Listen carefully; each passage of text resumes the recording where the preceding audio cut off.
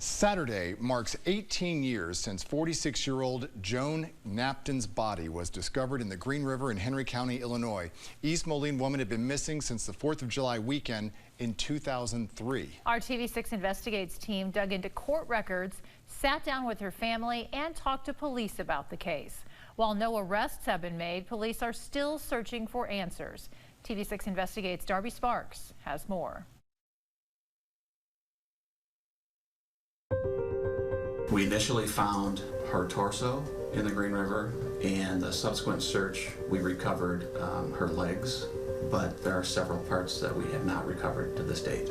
It was very obvious that she was intentionally dismembered. For Joan Knapton and her family, the 4th of July weekend was a big deal. 4th of July was our favorite holiday. That's kind of a special weekend for all of us. But in 2003, she couldn't make the festivities. I asked her if we could come home for the weekend. I wanted to bring my boyfriend Brett home and show him all of the festivals that we have along the Mississippi River. Joan said she was busy working at home on an important project for Coney, where she worked as a computer analyst. So she said maybe another time would be better to come. But the project was never finished. Her job had actually put out a missing persons report because they were concerned that she had failed to meet her end of the deal on the project. My mom was a workaholic. She never not finished her project. So as soon as I heard that they couldn't find her, her laptop was missing, and she didn't get her project submitted, I was extremely concerned. A missing person report was filed on July 6, 2003 to the East Moline Police Department.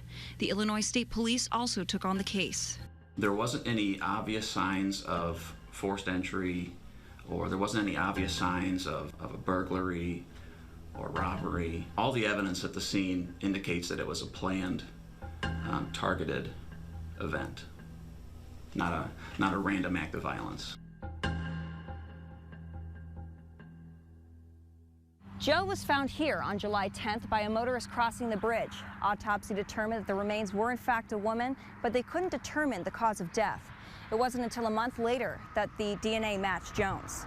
When they called with the DNA, it's the most sickening feeling you can experience. It made it like this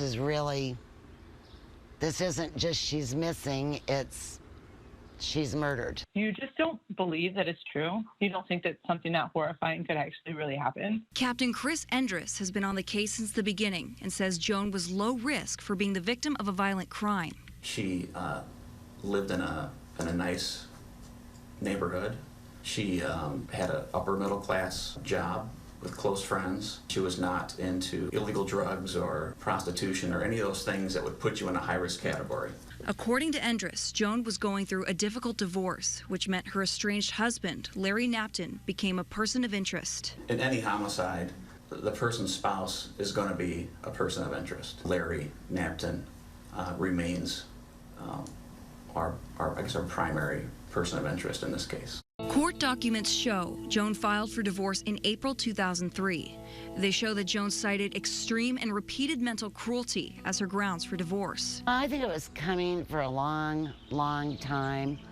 I think she was ready to leave him a lot longer than before she actually made her move to do so. There was no emotions, there was no love, there was no hugging or anything like that. The documents list Larry as living near Chicago at the time the divorce was filed. When we went to meet him in Lake County to let him know that his wife was missing, he spoke with us on that day. After that conversation, he's never fully participated. And I'll also add that he's never inquired with us on the status of the investigation either.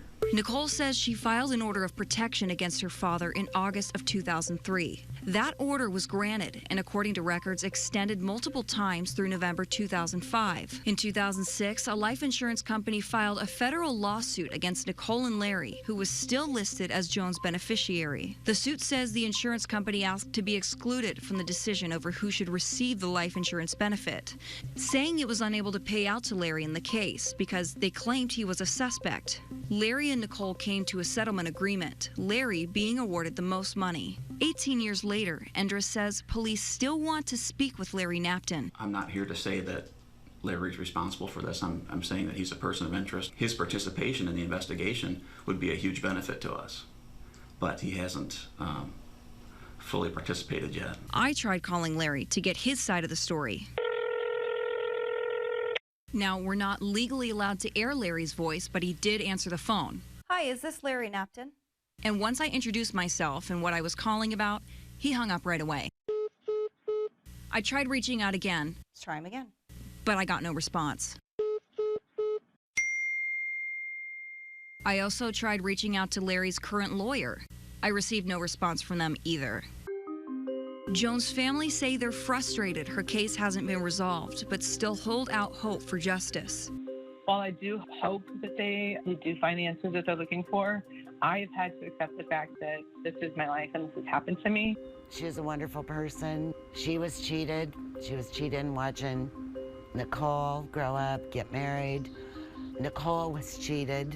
My mom, my sister, my brother, our children, you know, we've been cheated out of having a life with her. Police say that while they have not had any credible tips in the case for a while, they haven't given up hope. We would love to get that little bit of information that we need to bring this case to an arrest.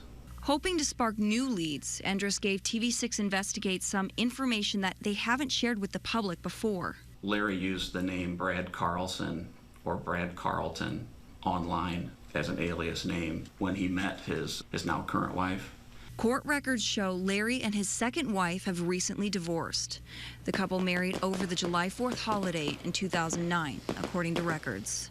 We hope that just bringing this story to light again as we approach the anniversary, someone will call in, someone will give us that information that we need. Over the years, Joan's family and friends have raised $40,000 as a reward for anyone with information that can help solve the case. Please encourage anyone with information to call Crime Stoppers.